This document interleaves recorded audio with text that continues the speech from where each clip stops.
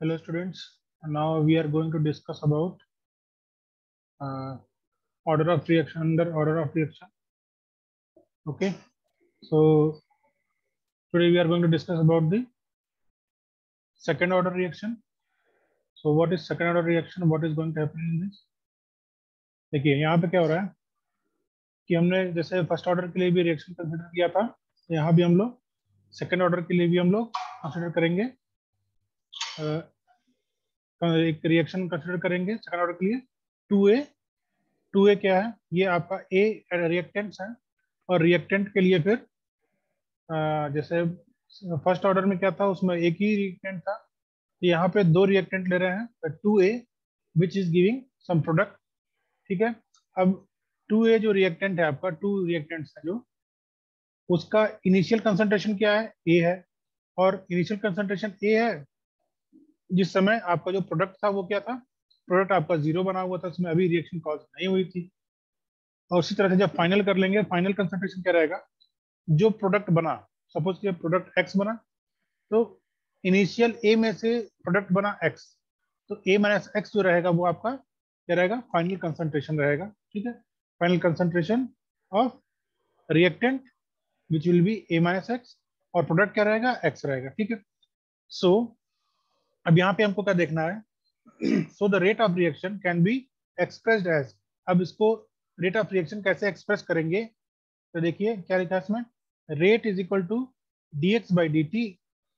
ठीक है, d x by d t is equal to के ए माइनस एक्स का होल स्क्वायर। ठीक है, इसको कंसीडर कर रहे हैं इक्वेशन 1। यहाँ पे के क्या है? रेट कांस्टेंट है। ठीक है, तो रेट कांस्टेंट जब करेंगे तो इसमें फिर से क्या करेंगे? D x upon a minus x का whole square is equal to k d t. ठीक है, ये इक्वेशन सेकंड हो गया। अब इस इक्वेशन में जब इंटीग्रेशन करते हैं तो क्या होता है? dx अपॉन इंटीग्रेशन होगा dx upon a minus x का whole square is equal to integration again k dt का। फिर इसको फर्दर जब सिंप्लीफाई करेंगे तो क्या होगा? 1 upon a minus x is equal to के टी प्लस आई।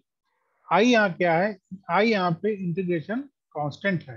अब यहाँ पे आई की वैल्यू जब पुट करेंगे, कैसे पुट करेंगे? आई की value, I can be evaluated by putting, I कैसे इवेल्यूट करेंगे? जब उसकी वैल्यू हम डालेंगे, एक्स यहाँ पे क्या कंसीडर कर रहे हैं? X is equal to 0 and time t is equal to 0। उसमें क्या होगा? आई की वैल्यू क्या हो जाएगी? I is equal to 1 by ए। ठीक है, अब 1 बाई ए इसकी वैल्यू हुई, तब ये इक्वेशन जो 4 बना आई की वैल्यू का, इसको हम फिर से वापस इक्वेशन नंबर 3 में डालेंगे। ठीक है, अब इक्वेशन 3 में डालेंगे तो कैसे होगा? देखिए 1 upon a minus x is equal to के T plus 1 by A, where 1 by A is representing I which is integration constant. ठीक है, अब इसको फर्दर सॉल्व करेंगे तो कैसे होगा? K T is equal to 1 by A minus x plus 1 upon A, which is further simplified as K T is equal to a minus in bracket a minus x upon a in bracket a minus x. अब इसको further करते हैं तो क्या होता है? a minus A plus x upon a in bracket a minus x. अब यहाँ पे a प्लस में है और माइनस में है, तो दोनों अपना कैंसिल कर दिए उसको। फिर क्या फाइनल इक्वेशन क्या बन रहा है? के T is equal to x upon a into a minus x.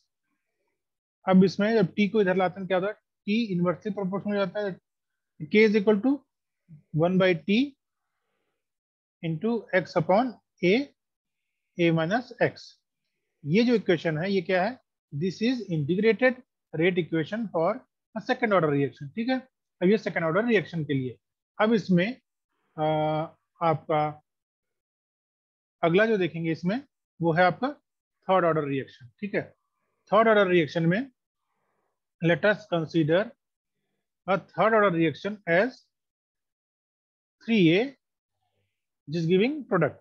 ठीक है, फर्स्ट ऑर्डर में सिर्फ ए एक रिएक्टेंट था, सेकंड ऑर्डर में 2A दो रिएक्टेंट्स थे, थर्ड ऑर्डर में 3A where reactants are 3 in numbers. ठीक है, अब ये 3 इन नंबर्स के रिएक्टेंट का जब रिएक्शन हो रहा है तो क्या बन रहा है? प्रोडक्ट बन रहा है। ठीक है, अब इसमें क्या कर रहा है, 3A का इनिशियल कंसंट्रेशन अगेन कंसिडर कर रहा है ए, तो इनिशियल कंसंट्रेशन ए है, initial concentration of reactant A है, इनिशियल कंसंट्रेशन ऑफ प्रोडक्ट क्या होगा, 0, क्योंकि अभी कुछ फॉर्म हुआ नहीं है। देन फर्दर क्या हो रहा है, फाइनल कंसंट्रेशन देख रहे हैं, तो सेम वे में वैसे ही है कि अगर प्रोडक्ट आपका एक्स बना है तो इनिशियल आपका ए में से अगर उसको माइनस कर देंगे तो आपका करंट का जो भी है कितना बचा हुआ है वो पता चल जाएगा, तो क्या होगा ए माइनस एक्स। ठीक है, ये आपका final concentration of reactant A minus x हो गया और प्रोडक्ट आपका एक्स हो गया। ठीक है, अब इसी तरह से आप क्या करोगे, द रेट लॉ में बी रिटर्न एज, अब रेट लॉ कैसे लिखेंगे, इक्वेशन कैसे बनाएंगे इसका, dx upon dt is equal to के ए minus x to the power, to the whole power कितना है, 3 है। ठीक है, 3 किस लिए, क्योंकि ये थर्ड ऑर्डर रिएक्शन का है। अब इसको कैसे फर्दर क्या सिंप्लीफाई कर रहे हैं, dx upon a minus x का whole power 3 is equal to k d t on integration. अब इसके ऊपर इंटीग्रेशन कर रहा है तो क्या हो रहा है, 1 अपॉन 2 ए माइनस एक्स का whole square is equal to के टी प्लस 1। अब यहाँ पे 1 के टी प्लस आई, अब यहाँ आई क्या है, I is again the integration constant. अब इस इंटीग्रेशन कांस्टेंट को जब इसकी वैल्यू हम लोग को इवेल्युएट करनी है, can be evaluated by putting t is equal to 0 और x इज इक्वल टू 0 जब इसमें डालेंगे तब हमको i की वैल्यू पता होगी, और i की वैल्यू क्या आ रही है इसमें, i is equal to 1 upon 2a square. ठीक है, अब ये i की जो वैल्यू है इसको हम क्या क्या करेंगे, इक्वेशन 3 में पुट करेंगे, फिर क्या आएगा, ये आएगा 1 अपॉन 2a माइनस एक्स का whole square is equal to के T plus 1 upon 2a square. ठीक है, और फर्दर इसको जब सिंप्लीफाई कर रहे हैं तो क्या हो रहा है, के T is equal to 1 upon 2a minus x का whole square minus 1 upon 2a square. ठीक है, इसको वापस अदर साइड में ले आए हैं, फिर क्या आ रहा है, के टी इज इक्वल टू, अब इसको सॉल्व कर रहे हैं कैसे, A square minus A minus x का whole square upon 2a square A minus x का होल स्क्वायर। फर्दर इसको सिंप्लीफाई करेंगे तो क्या आएगा, A square minus A square plus x square minus 2ax। ठीक है, ये कहाँ से आया, ये a माइनस एक्स का होल स्क्वायर, मीन्स जो आप फॉर्मूला देखे होगे a प्लस बी का whole square same, A square plus B square minus 2ab वहाँ था, यहाँ पे b की जगह x है, तो A square plus x square minus 2ax। ठीक है, अब नीचे क्या आया उसमें, 2a square A minus x का होल स्क्वायर। अब इसको फर्दर सिंप्लीफाई करते हैं तो क्या होता है इक्वेशन को, k T is equal to a square minus A square plus sorry minus x square plus 2ax, तो प्लस ए स्क्वायर और माइनस ए स्क्वायर ये कैंसिल हो गया, तो फिर इसका फाइनल इक्वेशन क्या बना, k T is equal to 2ax minus x square upon 2a square in bracket a minus x का होल स्क्वायर। ठीक है, अब इसको फर्दर सॉल्व करने पे इसका फाइनल इक्वेशन क्या आता है, के T is equal to x a 2a minus x upon 2a square in bracket a minus x का होल स्क्वायर। अब इसको जब k करते हैं तो k कांस्टेंट में करते हैं तो क्या, k is equal to 1 upon t x 2a minus x upon 2a square in bracket a minus x का होल स्क्वायर। ये आपका क्या हुआ, ये जो इक्वेशन है ये आपका है integrated rate equation for a third order reaction. ठीक है, आपने देखा फर्स्ट ऑर्डर का पहले, फिर सेकंड ऑर्डर का ये रेट इक्वेशन देखा, फिर ये थर्ड ऑर्डर का रेट इक्वेशन। अब इसके बाद क्या होता है, अब इसमें आता है यूनिट ऑफ रेट कांस्टेंट। अब यूनिट ऑफ रेट कांस्टेंट क्या है, देखिए for different order of reaction, अलग अलग ऑर्डर ऑफ रिएक्शन है, zero order, first order, second order, third order, सभी ऑर्डर के लिए units of rate constants are different. ठीक है, सभी ऑर्डर के लिए यूनिट्स ऑफ रेट कांस्टेंट के अलग अलग हैं। ठीक है, इसमें हम पहला देखेंगे unit of zero order reaction. तो जीरो ऑर्डर रिएक्शन कैसे है, जीरो ऑर्डर रिएक्शन इसको के जीरो से रिप्रेजेंट करते हैं पहले तो। ठीक है, कैसे इसको कैसे ड्राइव करेंगे, तो इसको के आपका जो जीरो ऑर्डर का फॉर्मूला है क्या है, k zero is equal to d a upon d t. ठीक है, अब डी ए को कैसे रिप्रेजेंट करते हैं, mole upon litre into one upon T. ठीक है, अब इसको फर्दर सिंप्लीफाई करेंगे तो कैसे होगा, यूनिट ऑफ जीरो ऑर्डर का क्या आएगा, mole litre inverse time inverse. ठीक है, अब यहाँ पे टाइम क्या है, टाइम में बी इन सेकेंड्स, टाइम में बी इन मिनट्स, टाइम में बी इन डेज और ईयर्स, आपका समय कितना भी लग सकता है। सेकंड आपका आता है नेक्स्ट उसमें units of first order rate constant which is represented by के। ठीक है, rate constant for first order reaction is given by, अब उसके लिए पहले आपको फर्स्ट ऑर्डर का रिएक्शन याद होना चाहिए, क्या है, k is equal to 2.303 upon t into log a upon a minus x. ये आपका फर्स्ट ऑर्डर का रिएक्शन है। अब इसमें क्या करेंगे हम लोग, इसकी यूनिट्स देखेंगे कैसे। अब 2.303 अपॉन t लॉग a0, ये कहां से आया, ये a का,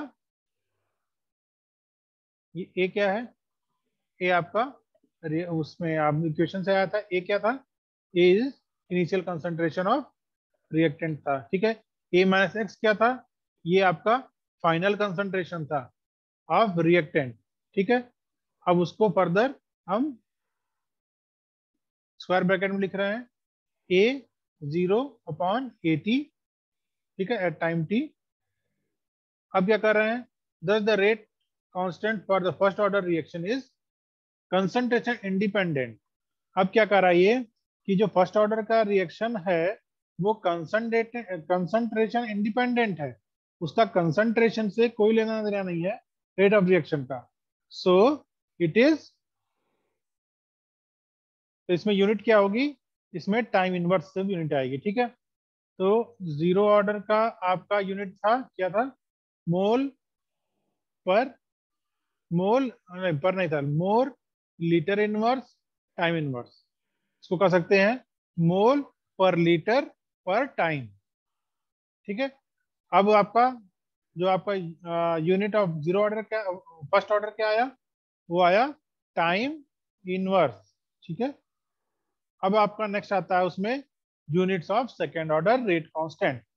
अब आपका सेकेंड ऑर्डर रेट कांस्टेंट कैसे निकलेगा, the rate constant for second order reaction is given by, अब उसके लिए आपको सेकेंड ऑर्डर रेट का आपको फॉर्मूला याद होना चाहिए, क्या है, k is equal to 1/t into x upon a minus upon x in bracket t minus x.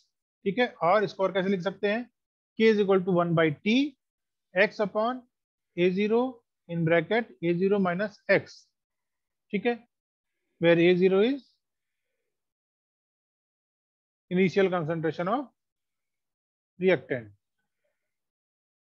ठीक है, अब इसको फर्दर सिंप्लीफाई करते हैं तो क्या आएगा, 1/t, t मीन्स आपका टाइम हो गया, फिर आपका x क्या है, कंसंट्रेशन है, इनिशियल कंसंट्रेशन है तो कंसंट्रेशन हो गया, a क्या है, a आपका कंसंट्रेशन है, और a माइनस एक्स ये भी आपका कंसंट्रेशन है। ठीक है, तो कंसंट्रेशन कंसंट्रेशन ऊपर नीचे का ये कट गया, तो क्या आया आपका 1/टाइम इंटू 1/कंसंट्रेशन। ठीक है, अब कंसंट्रेशन को कैसे रिप्रेजेंट करते हैं, मोल पर लीटर से। ठीक है, तो यूनिट ऑफ सेकेंड ऑर्डर क्या आएगा, mole inverse litre time inverse. ठीक है, ये आपका यूनिट रहेगा for second order reaction. Next आपका आता है units of third order rate constant. Third order की रेट कांस्टेंट क्या रहेगा, तो आपका k is equal to 1/t x in bracket 2a minus x upon 2a square a minus x का whole square. ये आपका थर्ड ऑर्डर रेट का formula है। अब इसको आप क्या करोगे, k is equal to 1/t x in bracket 2a minus x upon 2a square in bracket a minus x का होल स्क्वायर। अब इसको फर्दर हम लोग इसमें यूनिट देखेंगे तो क्या है, 1 upon time into concentration upon concentration square into concentration square. ठीक है, तो एक कंसंट्रेशन स्क्वायर ऊपर के कंसंट्रेशन इंटू कंसंट्रेशन से नलिफाई हो गया। अब क्या हुआ नेक्स्ट इसका 1 upon time into 1 upon concentration square which can be further written concentration again written as mole per litre. तो इसको फर्दर सिंप्लीफाई करेंगे तो क्या आएगा, तो मोल पर लीटर का स्क्वायर है, नीचे में है तो -2 माना जाएगा। तो कैसे होगा, मोल -2 एल स्क्वायर टाइम इनवर्स। ये आपका यूनिट है फॉर थर्ड ऑर्डर रिएक्शन। ठीक है, तो ये हम लोग अभी आज देखे, क्या क्या देखे, यहाँ हम लोगों ने देखा यूनिट्स क्या क्या है इनकी, यूनिट्स ऑफ रेट कांस्टेंट। ठीक है, for zero order, first order, second order and third order. और उसके बाद से हमने देखा कि आपका थर्ड ऑर्डर रिएक्शन कैसे होता है और आपका सेकंड ऑर्डर रिएक्शन कैसे होता है। फर्दर हम लोग डिस्कस करेंगे अब अगला पार्ट इसमें। ठीक है, टिल देन थैंक यू।